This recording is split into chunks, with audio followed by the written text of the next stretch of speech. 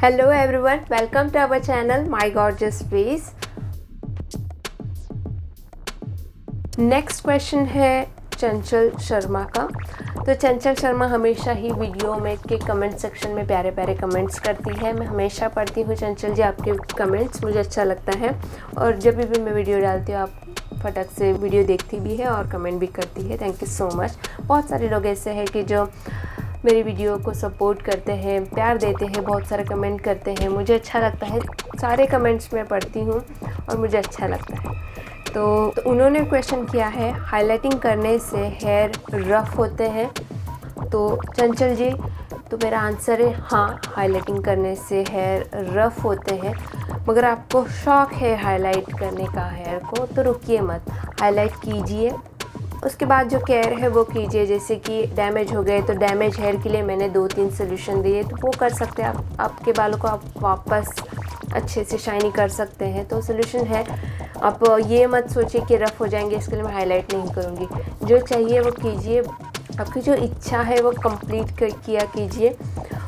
उसके ऊपर सोल्यूशन कुछ ना कुछ होता है। बहुत ज़्यादा रफ़ नहीं होते मगर थोड़े बहुत हेयर रफ़ हो जाते हैं, तो आप उसे सीरम लगाकर अच्छे से सेट कर सकते हैं। या फिर मैंने 2-3 जो हेयर ट्रीटमेंट बताए हुए हैं, DIY हेयर ट्रीटमेंट, उनको भी आप ट्राई कर सकते हैं। नेक्स्ट क्वेश्चन है प्रिया भारती का।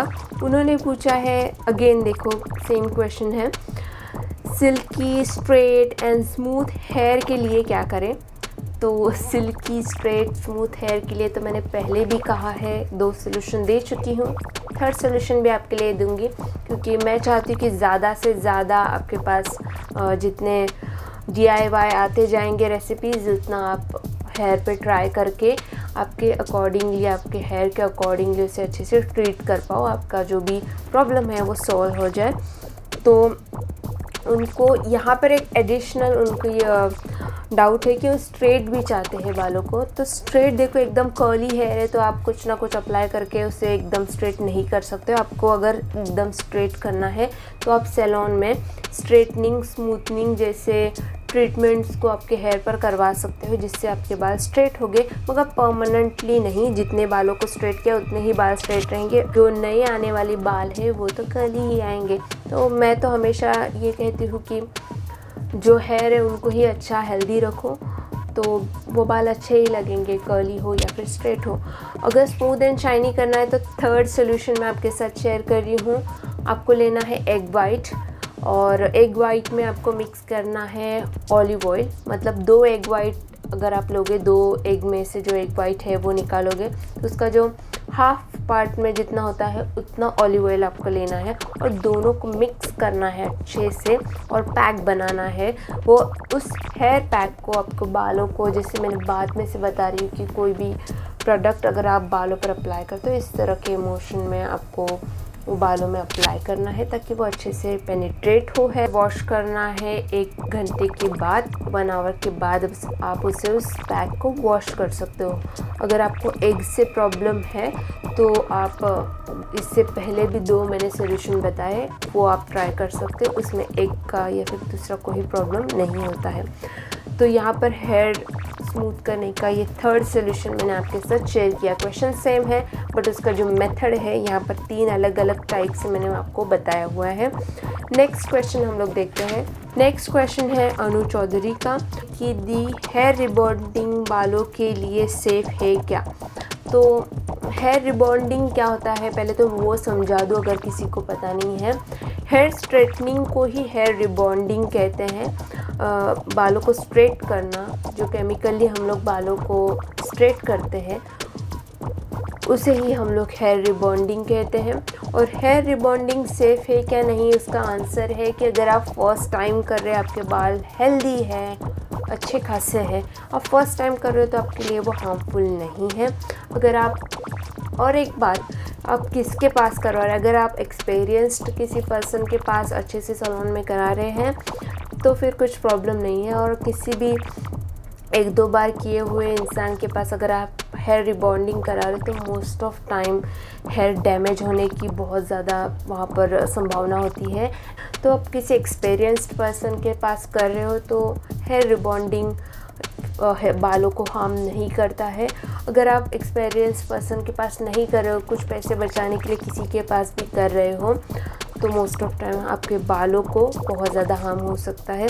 और एक बात, अगर आप बार बार हेयर रिबॉन्डिंग कर रहे हो, I mean hair straightening, smoothing, whatever chemical process अगर आप कर रहे हो, तो आपके बाल डैमेज होंगे, क्योंकि वो केमिकल प्रोसेस है जिससे आपके हेयर डैमेज हो सकते हैं। तो फर्स्ट टाइम कर रहे हो, बहुत टाइम स्पैन के बाद कर रहे हो तो भी चलेगा, मगर आप बार बार एक साल के बाद एक साल में आप कर रहे हो, तो वो आपके बालों को डैमेज भी करेगा और बाल कम कर देगा, आपके बाल कम लगने लगेंगे।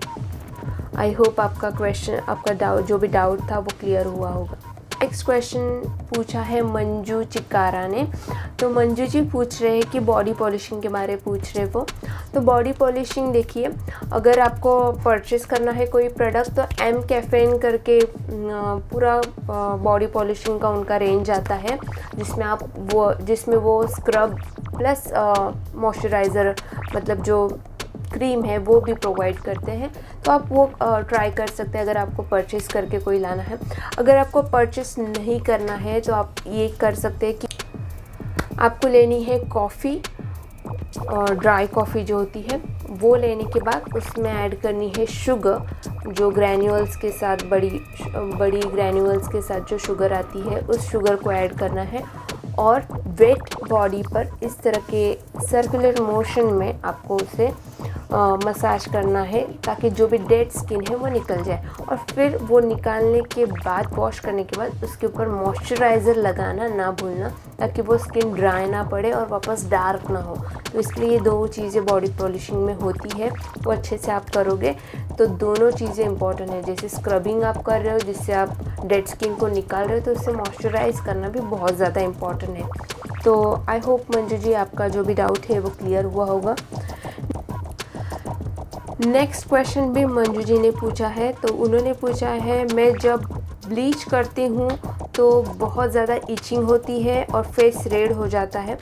तो मंजू जी, इसका मतलब ये है कि वो ब्लीचिंग जो आप कर रहे हो वो आपके लिए हार्ड हो रहा है, मतलब आपकी स्किन ड्राई है, और ड्राई होने के कारण वो जो ब्लीचिंग का जो आप पाउडर जो आप डाल रहे हो, वो जो पाउडर है वो आपके फेस के लिए थोड़ा हार्ड है। तो उसके लिए आप, एक सोल्यूशन है कि आप ये कर सकते हो, जो पाउडर एक्टिवेटर जो हम लोग डालते हैं, क्रीम होता है और फिर वो आप एक्टिवेटर डालते हो उसमें, तो वो जो एक्टिवेटर है वो थोड़ा कम डाल सकते हो आप, वो एक सोल्यूशन है। जब आप ब्लीच हटाते हो 15 मिनट के बाद, तब आप एलोवेरा जेल लगा सकते हो, जिसके वजह से जो रेडनेस है वो कम होगी और जो इरिटेशन है वो भी कम होगी। तो ये एक सोल्यूशन है उसके लिए, और जो एक्टिवेटर है उसे आपको कम करना है। नेक्स्ट क्वेश्चन है आकांक्षा प्रिया का। उन्होंने पूछा है, how can I know what is my skin type. तो उन्हें पूछना है कि स्किन टाइप को किस तरह से पहचाना जाता है। जैसे कि कोई भी प्रोडक्ट आप परचेस करने जाते हैं तो वहाँ पे लिखा होता है कि ये ऑयली स्किन के लिए है, ये कॉम्बिनेशन स्किन के लिए, ये ड्राई स्किन के लिए। तो इसके लिए आपको स्किन टाइप पता होना बहुत ज़्यादा ज़रूरी है। तो स्किन टाइप आप कैसे पता कर सकते हो? तो सबसे पहले आपके फेस को आपको अच्छे से वॉश करना है, कुछ भी प्रोडक्ट फेस पर नहीं लगाना है। और जब आप वॉश करोगे, आप उसे ड्राई करने के बाद कुछ टाइम वेट करना है, जैसे 15 to 20 मिनट आपको वेट करना है। जैसे कि आपके फेस पर टी जोन पर अगर ऑयल दिखाई दे रहा है, मतलब ऑयल मतलब बहुत ज़्यादा ऑयल नहीं, शाइन दिखाई दे रही है, इसका मतलब आपकी स्किन यहाँ पर ऑयली है और यहाँ पर कुछ भी नहीं लग रहा है, ड्राई लग रहा है, तो आप उसे कह सकते हैं कॉम्बिनेशन स्किन है। कॉम्बिनेशन मतलब ऑयली भी है और ड्राई भी है, तो इसे कहते हैं कॉम्बिनेशन स्किन। वो मोस्ट ऑफ लोगों में रहती है, बहुत सारे लोगों में कॉम्बिनेशन स्किन होती है। और होती है ऑयली स्किन। ऑयली स्किन में क्या होता है कि बहुत ज़्यादा ऑयल सीक्रेट होता है, सिर्फ शाइन नहीं दिखती, तो बहुत ज़्यादा ऑयल निकलता है। मतलब जैसे कि आपको किसी कॉटन से या फिर ऐसे पोंछना पड़ता है, इस तरह से ऑयल निकलता है। तो इस टाइप के स्किन को आप ऑयली स्किन कहोगे। तो इस टाइप के स्किन में बहुत ज़्यादा स्वेट होते हैं, या फिर आप पहचान सकते हो कि थोड़े थोड़े पोर्स बड़े होते हैं, उससे आप पहचान सकते हो कि आपकी स्किन ऑयली है। और ड्राई स्किन तो ड्राई होती है, मतलब कहीं से भी ऑयल सीक्रेट नहीं होता है, ना नोज़ पर होता है ना चिन पर होता है, कहीं से भी ऑयल नहीं निकलता है। फेस कम्प्लीटली ड्राई होता है, डल होता है और खींचा खींचा सा लगता है, तो आप उसे कह सकते हैं ड्राई स्किन है। तो उसे अच्छे से मॉइस्चराइज़ करना ज़रूरी है। तो इस तरह से आप 3 टाइप पहचान सकते हो। और एक टाइप है normal skin type. Normal skin type ना ऑयली होता है ना ड्राई होता है। बहुत ही कम लोगों में, बहुत ही लकी लोगों में होता है नॉर्मल स्किन टाइप। छोटे छोटे बच्चों में होता है normal skin type most of time, और कुछ लकी लोगों में होता है। तो वो इस तरह से आप 4 हिस्सों में स्किन के टाइप पहचान सकते हो। आप देखिए कि आपकी स्किन किस तरह से है। क्वेश्चन है भावना बेड़ा का। उन्होंने पूछा है हाईलाइट करने से हेयर फॉल होता है क्या? तो हाईलाइट करने से हेयर फॉल नहीं होता है डियर। हाईलाइट करने से हेयर थोड़े बहुत ड्राई हो जाते हैं, क्योंकि हम लोग केमिकल का यूज़ वहाँ पे करते हैं हेयर को लाइट करने के लिए। क्योंकि हाईलाइट होते हैं मतलब वहाँ के बालों का जो पिगमेंट होता है उसे हम लोग ब्रेक करते हैं, लाइट करते हैं हेयर को। इसके लिए आपके बाल जो है थोड़े बहुत डैमेज होते हैं, उस कारण थोड़े से रफ़ हो जाते हैं, मगर हेयर फॉल नहीं होता है। तो आप टेंशन नहीं ले सकते हैं कि हाईलाइट करने से अगर हेयर फॉल होता है तो नहीं होता है। हेयर फॉल हो रहा है तो कि कोई और रीज़न है, जैसे कि आपके डाइट में कुछ चीज़ें कम हैं। इस तरह के सॉकेट में बाल होता है आपका, और यहाँ पे ब्लड सर्कुलेशन होता है। तो ब्लड सर्कुलेशन से जो भी ब्लड अगर प्रॉपरली स्टिमुलेट हो रहा है, ब्लड अगर अच्छे से उस बालों को सारी चीज़ें मिल रही है, तो वो हेयर फॉल नहीं होता है। अगर अच्छे से ब्लड में से सारी चीज़ें नहीं मिल रही है बाल को, तो हेयर फॉल होता है। तो वो कोई और रीज़न होता है हेयर फॉल का। आप ऐसे नहीं कह सकते कि मैं हाईलाइट किया है इसके लिए हेयर फॉल हो रहा है। बहुत सारी चीज़ें होती है, जैसे डैंड्रफ हो जाता है कभी कभी बालों के सरफेस में, जिस वजह से इससे अच्छे से जो एयर है, ऑक्सीजन है, वो नहीं मिल पाता, उसकी वजह से भी हेयर फॉल हो सकता है। तो ये कुछ रीज़न है जिसकी वजह से हेयर फॉल होता है। तो इन रीज़न को पहचानिए कि आपको कौन सा प्रॉब्लम है। मुझे सरफेस एरिया पर, मुझे मतलब समझ में आ रहा है इस सॉकेट में जो बाल है उसे बाहरी एरिया से हवा चाहिए अच्छी से, और अंदर से उसे ब्लड चाहिए। दोनों चीज़ें ठीक है तो बाल अच्छे हैं। अगर ऊपर ये से डैंड्रफ है या फिर अंदर से आप अच्छे से डाइट नहीं कर रहे हो तो हेयर फॉल होगा। तो आपको पहचानना है कि कौन सी चीज़ में कमी रह रही है। मेरी स्कैल्प अच्छी है तो शायद मेरे डाइट में कमी है, शायद मैं आयरन वाली चीज़ें नहीं खा रही हूँ, तो शायद ऐसे हो सकता है। तो ये सारी चीज़ें पहचानिए और ट्रीट कीजिए। अगर आपके हाथ में नहीं है तो आप डॉक्टर की हेल्प ले सकते हो, मगर जब भी वो प्रॉब्लम चालू होता है तभी आप उसे ट्रीटमेंट के लिए देखिए। बहुत ज़्यादा वेट ना कीजिए, हेयर को डैमेज होने तक वेट मत कीजिए। तो ये कुछ क्वेश्चन मैंने सिलेक्ट किए थे जो आपके साथ मैं डिस्कस करूं और उनके आंसर मैं अच्छे से दे पाऊं। तो ये वीडियो भी बड़ा बन चुका है, मगर आई होप जितने भी क्वेश्चन हैं उनका मैंने अच्छे से अच्छा आंसर देने की कोशिश मैंने यहाँ पर की है।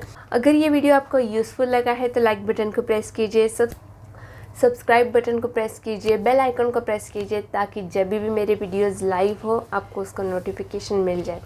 और वीडियो के एंड तक देखने के लिए थैंक यू सो मच।